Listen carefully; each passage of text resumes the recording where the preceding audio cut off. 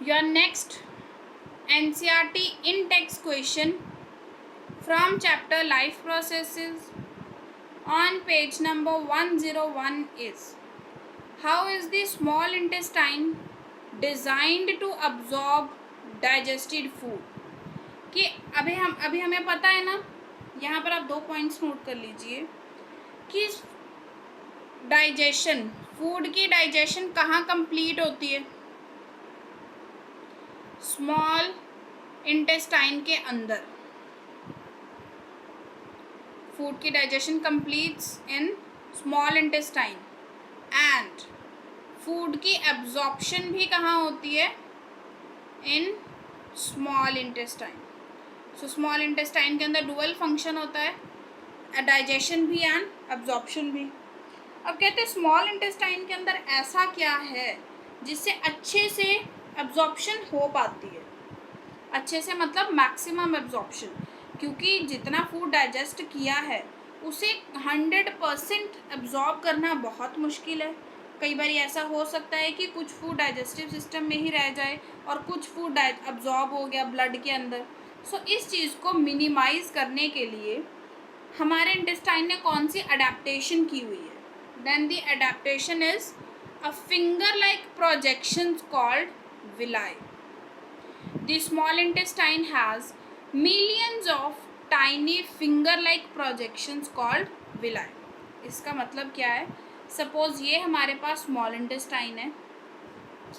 अब एक हम केसेस कंसीडर करते हैं। सपोज एक केस है, ये स्मॉल इंटेस्टाइन है सिंपल। एक है हमारे पास ये स्मॉल इंटेस्टाइन है और इसके अंदर ऐसे फिंगर लाइक स्ट्रक्चर्स प्रेजेंट है,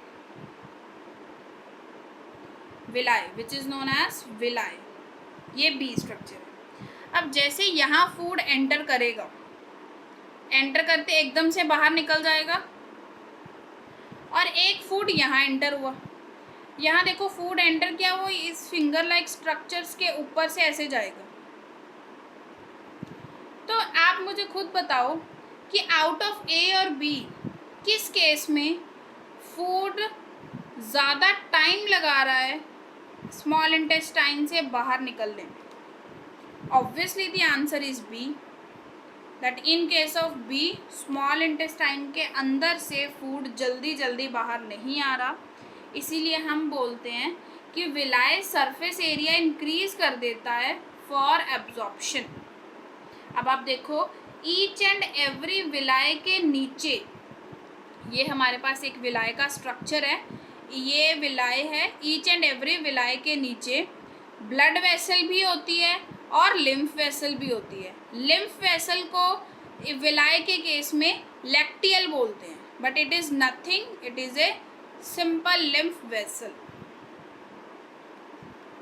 जिसके अंदर लिम्फ होता है। So this one is a simple lymph vessel known as lacteal. तो इंटेस्टाइन के विलाई के नीचे लैक्टियल भी प्रेजेंट है, ब्लड वेसल भी प्रेजेंट है।